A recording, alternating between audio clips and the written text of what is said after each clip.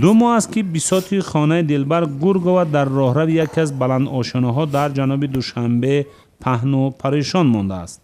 دلبر به خانمان شده.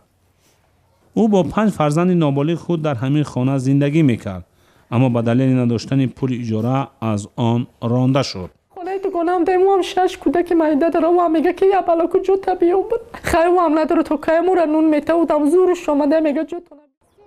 دلبر گورگوه همسر امرالله نورو یکی از اعضای گروه عبدالحلیم نظرزاده معروف به حاجی حلیم است.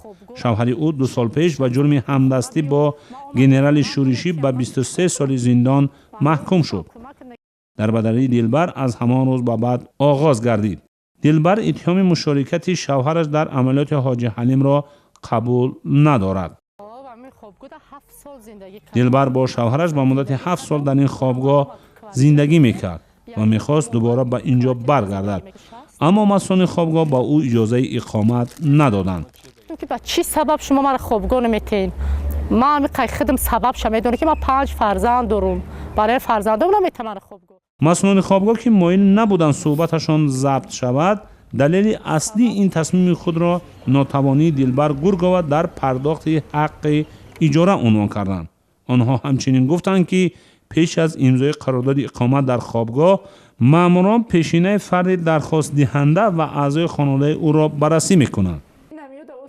دلبر میگوید به شهردار دوشنبه هم نامه نوشته و درخواست کمک کرده، اما پاسخ نگرفته است.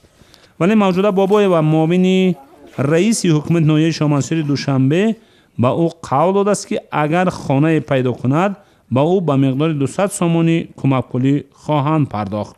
دلبر همچنان امیدوار است که مقام ها به دادش برسند و برای او و فرزندانش سرپناه بدهند.